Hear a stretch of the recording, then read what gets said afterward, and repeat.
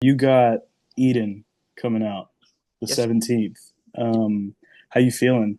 So, I mean, I'm excited, man. This is honestly like my first project that I'm dropping. Like I've done singles here and there. I've done a lot of feature work with like some good friends of mine, some really dope artists, and kind of even like around my own circle, the conversation has always been, like, okay, when you gonna drop a project or an EP or something like that. So this it's always been a lot of anticipation for like a moment like this for me, especially since I've always been like an avid like album listener kind of audience.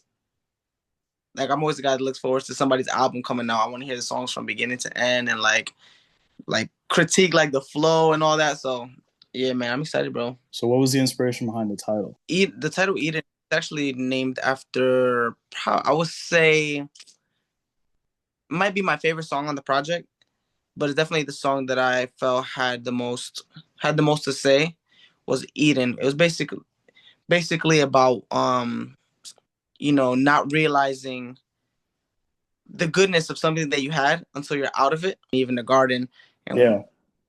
it's like, did you realize you were in Eden? You didn't realize how great Eden was until you were outside of the garden. To talk about like different relationships in my life, including like my relationships with others, my relationship with God, my relationship with myself, and it kind of felt perfect. The song wasn't even intended to be part of the project, but once it became part of the project, I realized that it kind of just weaved everything together. So Yeah.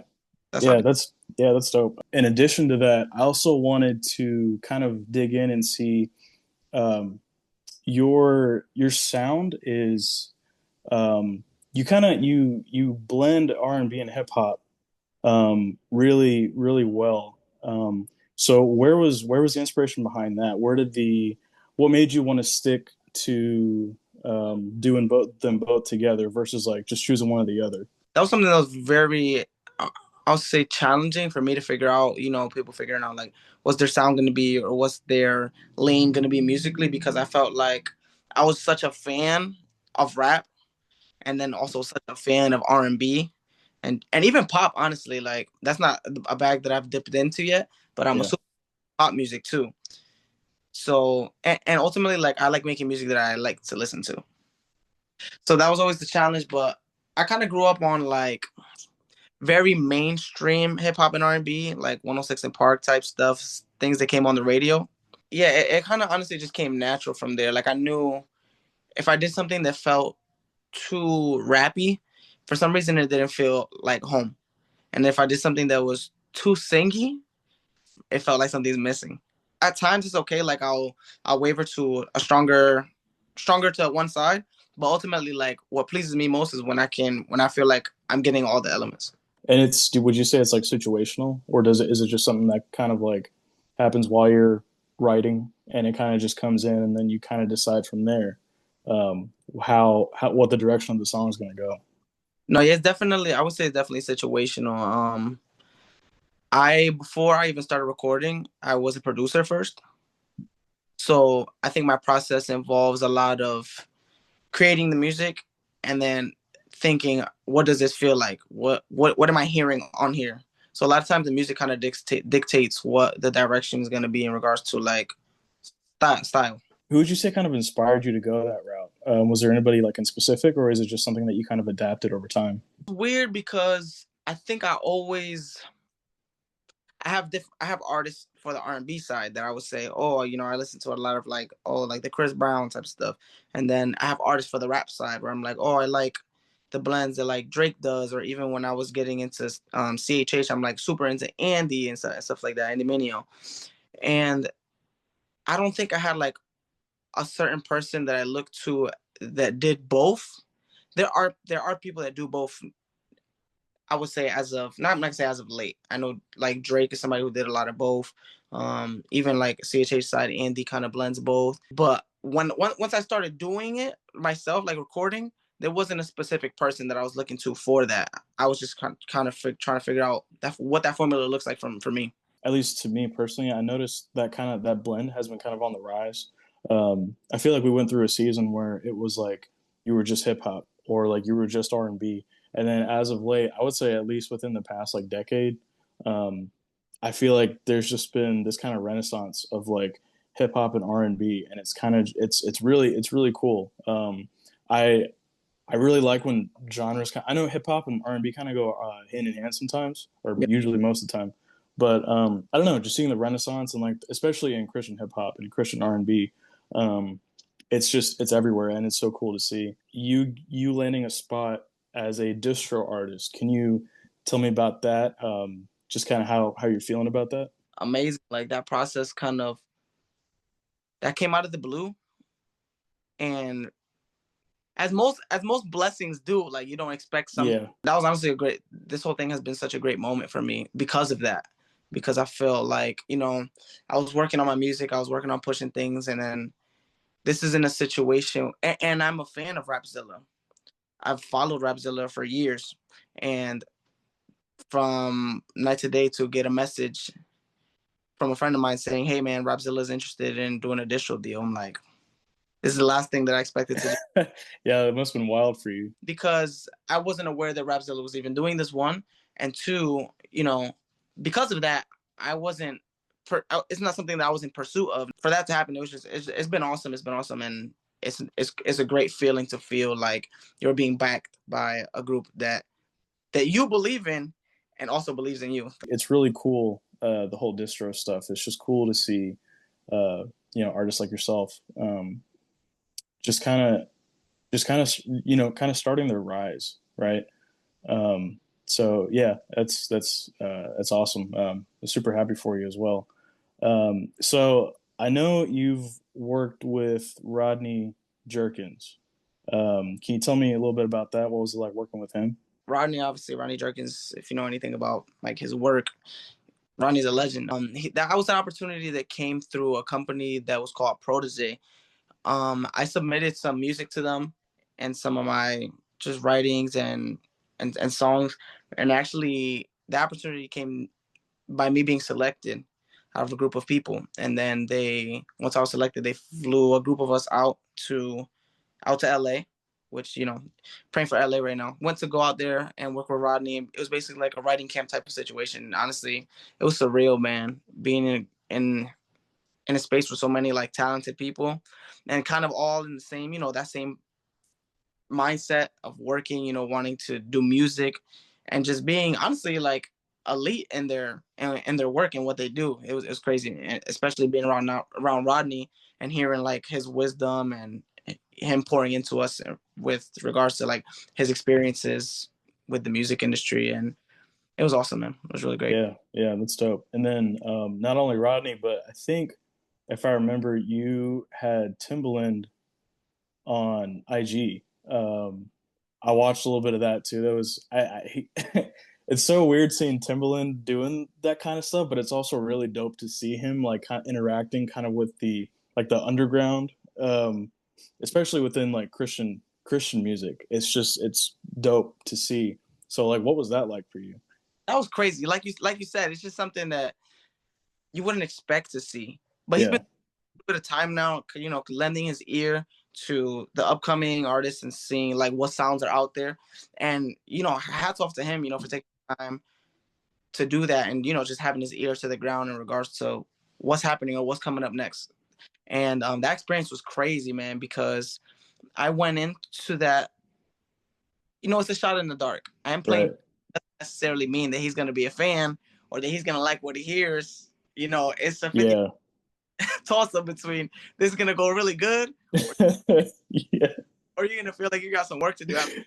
Yeah, you gotta throw a prayer up. And it went really well, man. His reactions to the music was beyond what I would have expected. He was up and dancing and singing, and it was amazing, man. It was one of the best reactions or better reactions of the night and that I've seen with him on his show, and super reaffirming, obviously, to like the journey that I'm on with music and stuff like that. Coming from someone that has seen it all, has been in the room with the most talented people you could. Mhm. Was there anything about him that stuck out to you, or like something about you that stuck out to him that maybe like he mentioned, or maybe he DM'd, or maybe he like talked to you afterwards, anything like that? His reaction to me that kind of stuck out was he really liked the fact that the music carried like an essence of the old while not feeling old. And that was like one of his points that really stuck with me, which is honestly, which was great because that's a feeling that I literally target to hit. I want this to feel like the music that you loved, but not feel like, this is just, oh, this is something from another time. And on my end, I think I was caught, no, I wasn't caught off guard. I won't say I was caught off guard, but with one of my more like slower paced, well thought out songs, he really sat with it. And like, at first he was very animated, very up, very, reactive.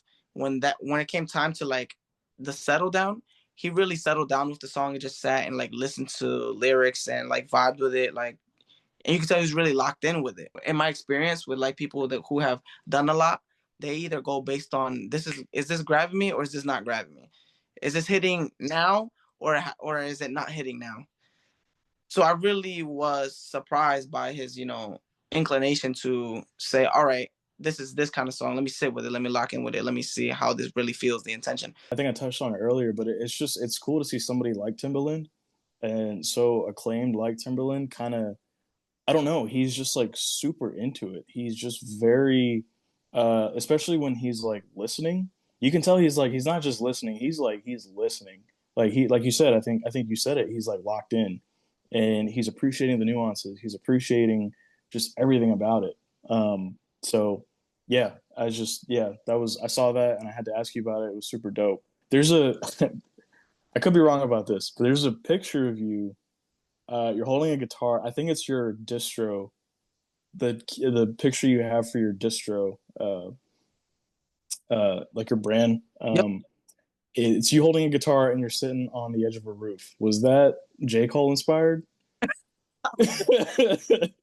I had to ask because like I saw it and I was like, yo, why does that remind me of J. Cole? Absolutely, absolutely. I think at first I was just looking for an interesting aesthetic, and then once it was kind of just right in front of me, and obviously when this is happening, I'm just knowing in my head like this is giving 2014 Force Those Drives. This is giving really fine with it because honestly, J. Cole on the rap side, I would say J. Cole is maybe my favorite rapper. And somebody that like I look to in regards to man like lyrical prowess and like consistency of work and all that kind of stuff. And Force Those Drive was one of my favorite albums when I was like in high school and all that. So it was definitely a callback to that. I won't say that was the intention, Yeah.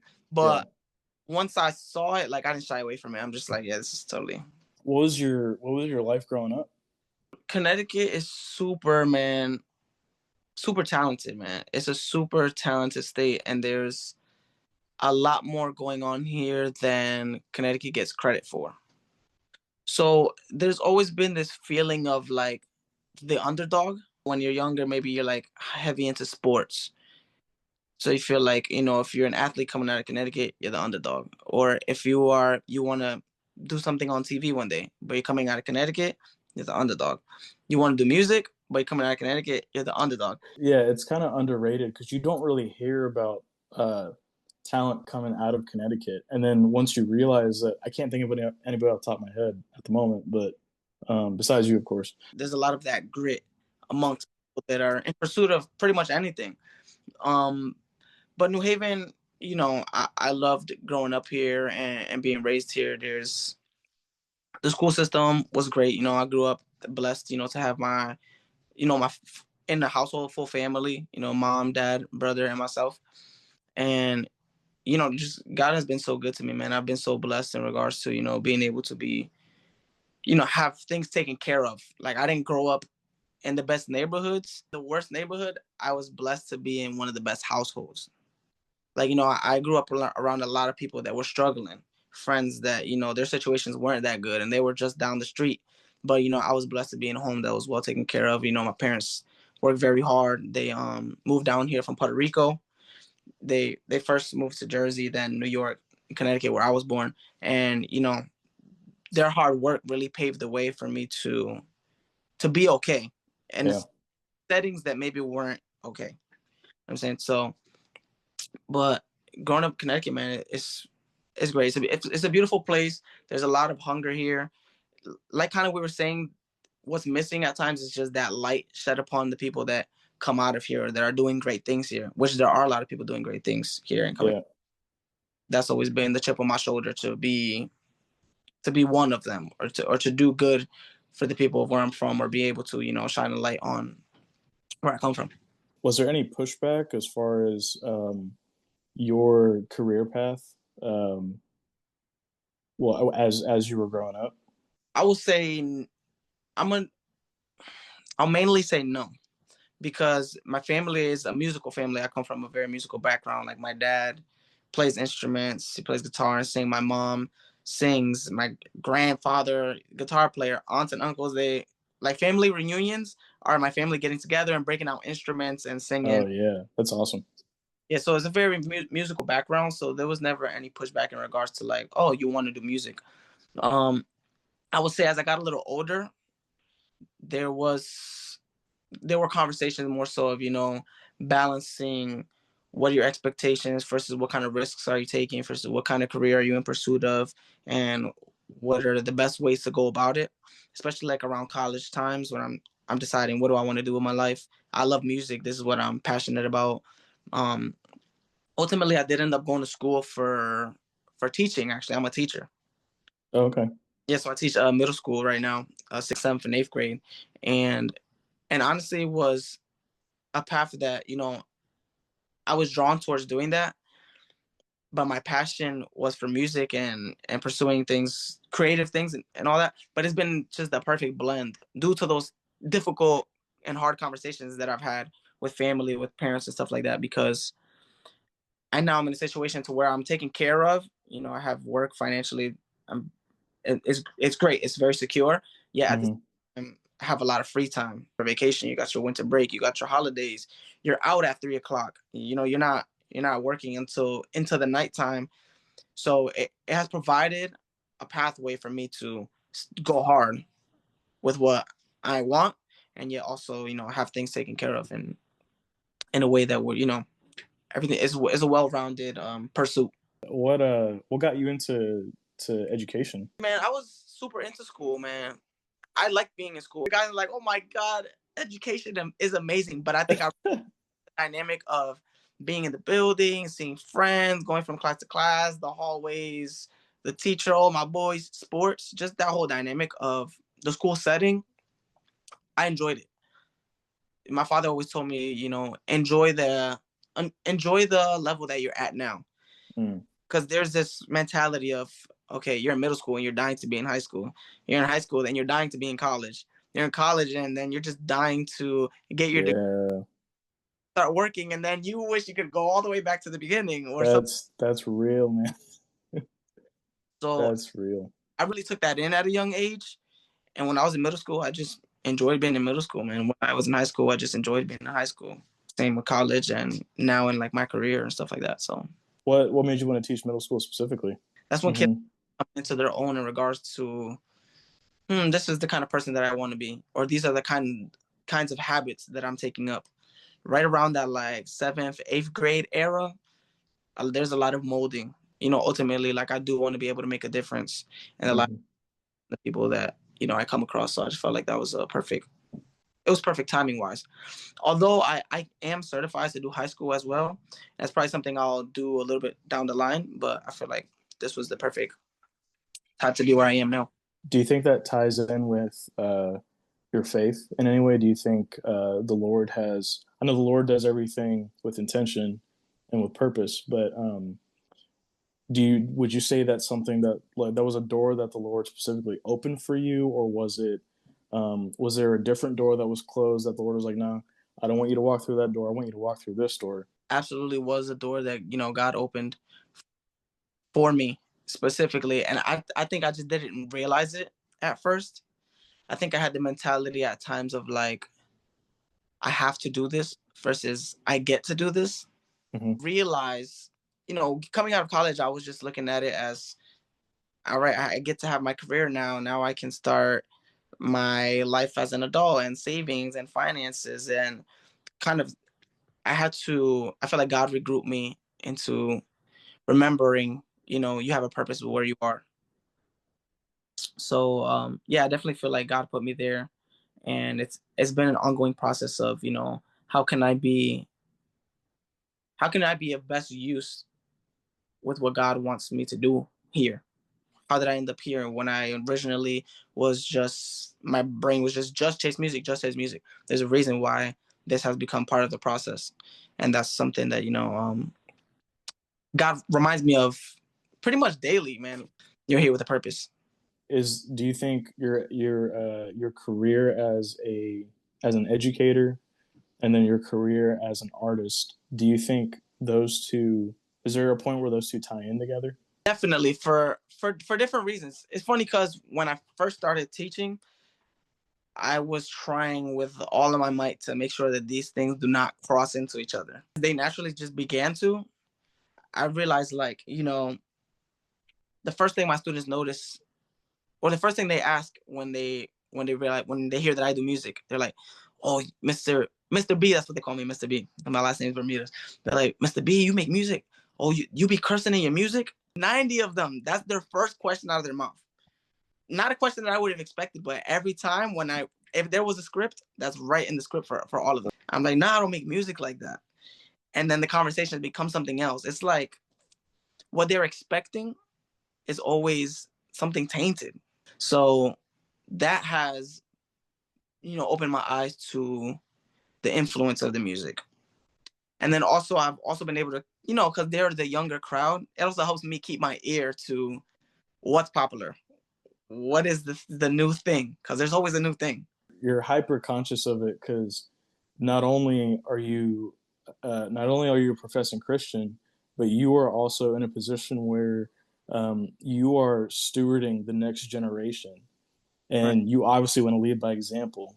Um, so I can see how that, and that might not lead to my next question, but like I can see how that would be a relatively heavy weight on your shoulders. Do you ever feel like it's more of a blessing than a burden, or um, it's just harder than it is? Definitely see it as more of a blessing than a burden. I think before, I'm very much like a think ahead type of person. So I think from the moment that I knew that I wanted to work with music, I had been contemplating all of the possible roadblocks, all of the possible difficulties, contingencies, things that you're going to have to deal with mentally, things that people are going to impress upon you. I think I've been balancing that stuff since before I even played a note. What some would consider the heavy weight in regards to those kinds of things, I think God has kind of brought me up to speed with being able to just move forward and not just have things roll off the shoulder that I don't necessarily need to carry, you know, as long as I'm doing what I'm supposed to do. Was there ever a moment where you thought maybe like, man, this music thing ain't gonna work out? Or was there ever a moment where you kind of doubted the path you were going down as far as like music goes?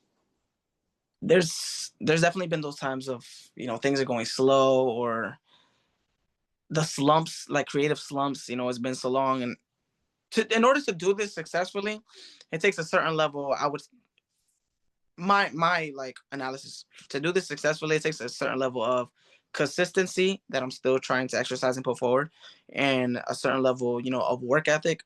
So when you're hitting those slumps of like, dude, I got nothing, or I'm sitting down and nothing's happening right now, and it just naturally, you just know, like, all right, this is cutting into the consistency that's required, or this is cutting into the hard work that's required, because I'm juggling so many things in life that I haven't been able to focus on the music and this and that and the third. And when it's happening so often, you start feeling like, and do I even have the bandwidth to put together like the work ethic and the steps and follow the steps that I need to in order to make this the best thing it could possibly be.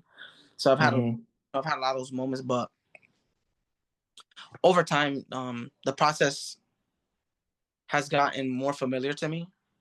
So it's been a little bit easier to balance, my life with creating, and also the slumps versus being prepared beforehand and all those kinds of things. So it's not to say I have it all together now, or like I'm not at the top of the mountain by any stretch of the imagination, but I know that I'm very hyper focused right now, and I feel that God has equipped me with what I need to do it the right way.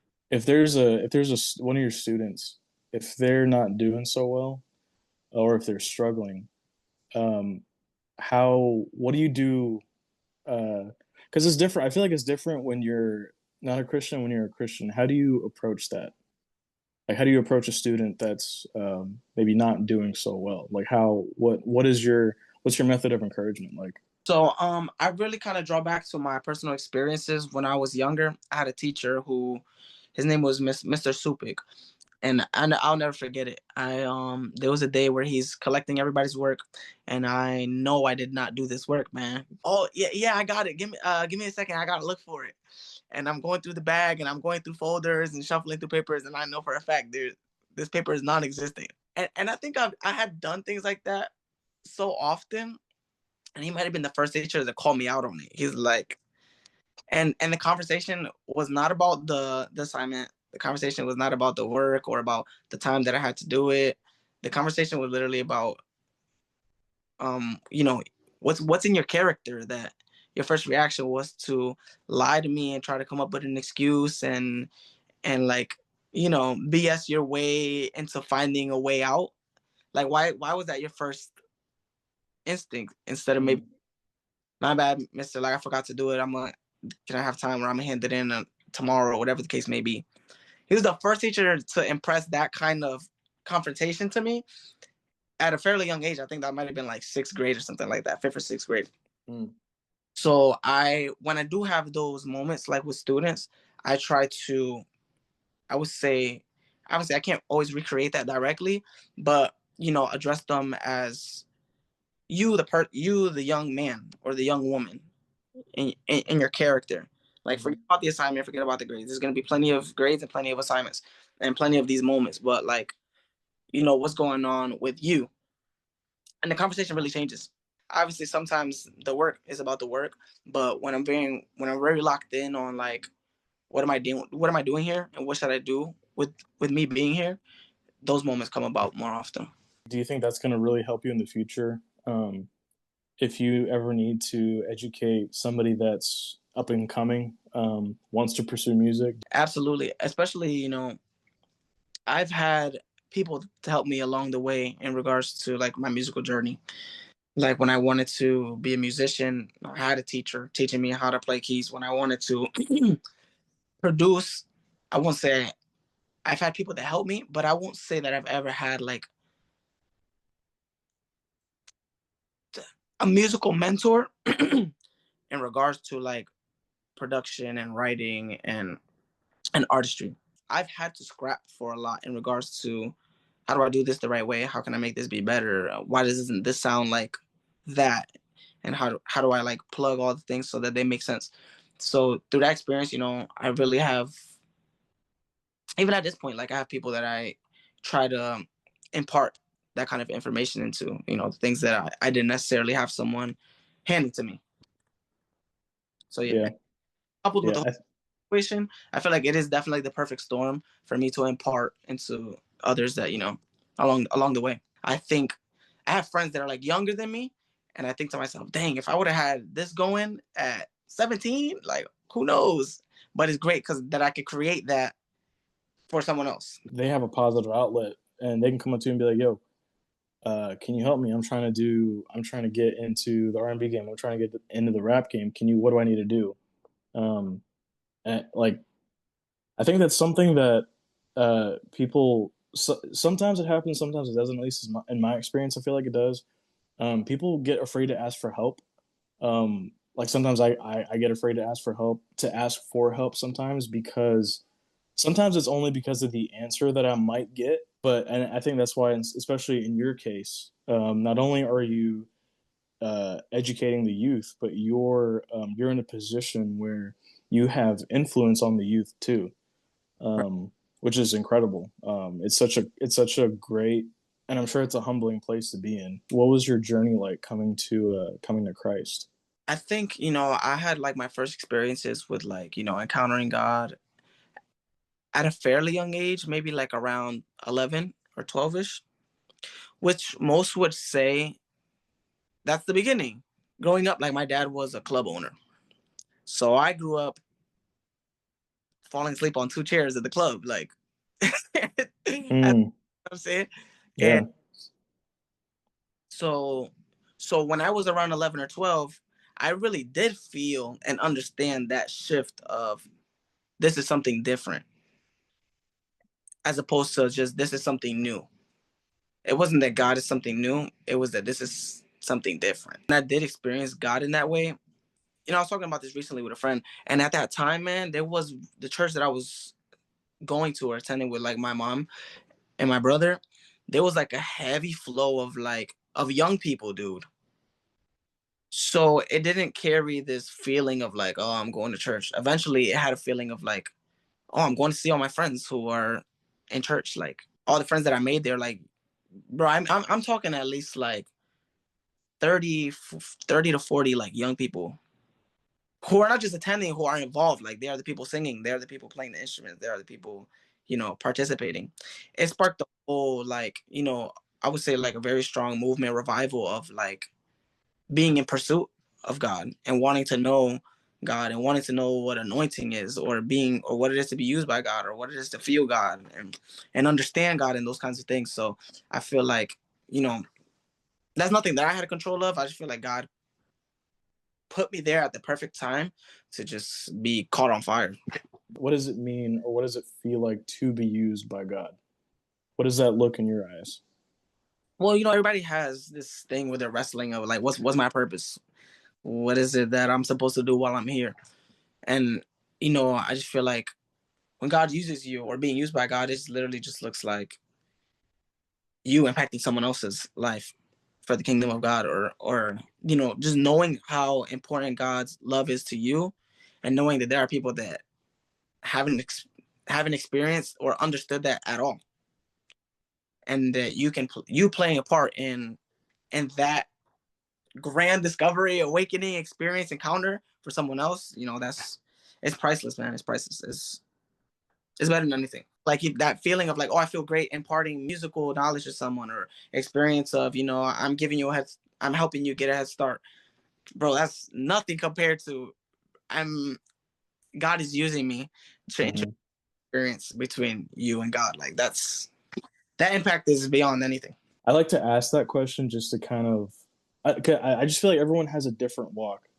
Not feel like, I know everyone has a different walk in their journey to Christ and within Christianity. Do you Were there moments where, um, I'm sure there have been, but were there moments where you had a Job situation, like where you just like absolutely like just doubted what God was doing, and you were like fighting with God, and you were like, man, like God, why do you have me here? What are you trying to show me?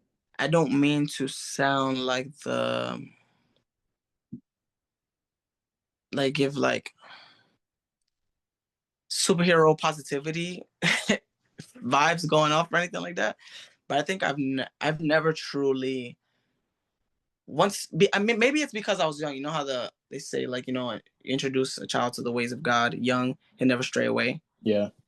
I think I don't think there's ever been a point where I said like doubted that God is in the mix. I think it was a matter of like feeling like, because you can feel like, God, what are the answers? Maybe you're mad at God, like God, you don't have the answers, or there's no answers. Maybe that's what doubting looks like. I think my Mm-hmm. or look like me understanding, dang, I don't have the answers. And yes, that's a frustrating experience, but also knowing like God has the answers, and at some point I'm gonna understand them. But even though I'm frustrated that I don't have the answers now to the situation as to why this is going on, to why I feel like this, it's never been a matter of like, throwing my hands up at God. That's a beautiful experience. Like I thank God that has been that way. Maybe God just touching my heart at a young age, and being able to experience that in like in a big way, and kind of once it's in my mind of this is the way things are, that's just the way it's been. That's the beauty of it. You don't I feel like you don't necessarily have to have like the oh God came to me like in the darkest room, in the darkest pit, like I was like, I was drunk off a fifth of vodka, like I don't feel like you have to necessarily have that type of experience to be relatable to somebody. I think we were talking about this at church a while back, but you don't have to have the this crazy testimony. Even just simply like like you in your situation, like just knowing God your whole life, um, there's no perfect Christian. There's no perfect person.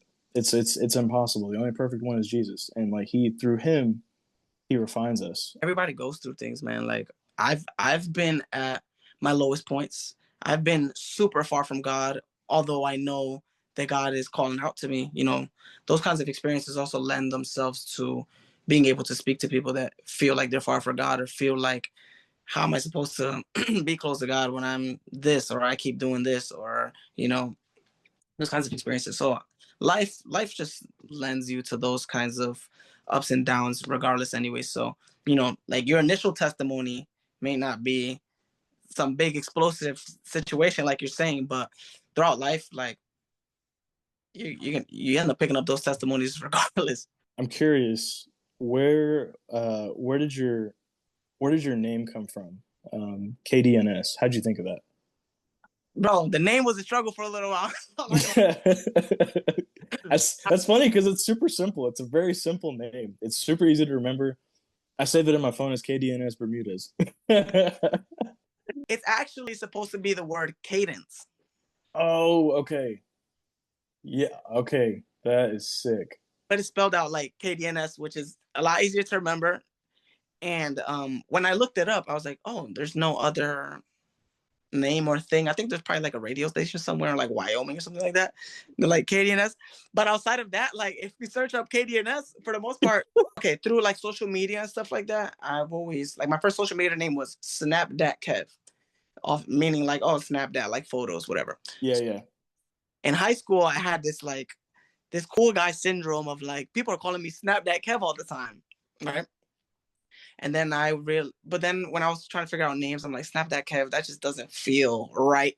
Especially for like, I'm like, maybe as a rapper, but as a singer, Snap That Kev, it just sounded so off to me. So I had a journey of like figuring out, what name do I want to use? Do I want to use my real name, an artist name, stage name?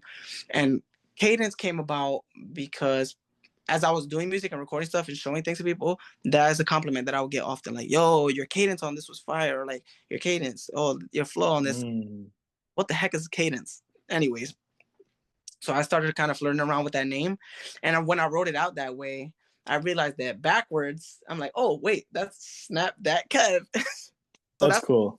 so I won't say it's not some big, like, super deep meaning. It's just something that kind of magically came about. And I'm like, oh, I like that. I tell people, I say cadence. I say cadence to people. Okay. No, bro, but I really do appreciate you and your talent with this and your time, man. Thanks a lot for your time, bro. It's awesome. Yeah, brother. I'm excited for Eden to drop January 17th, right? January 17th, I think we're just 6 days away. I actually just got these stickers that I'm literally going to stick around absolutely everywhere I can possibly find. Bathroom, you can be like, what in the world even is that? But no, Yeah. Eden coming out, bro, is going to be great. It's very R&B vibey centric for this project. And it's a lot. It's great. It has a lot of songs that I would consider that's one of my favorite songs. So to have like a group of that, a compilation of that together into one project, it's a great feeling. I love it. I think it's gonna be great. And ever since honestly Rapzilla has gotten in the picture, I feel like you said, it put that battery in my back. And this Yeah. is the most work that I've done behind closed doors in regards to promotion, marketing, all those kinds of things. So I'm super excited in regards to the outcome and getting it out there to the world. So let's go, Eden, man. 17th.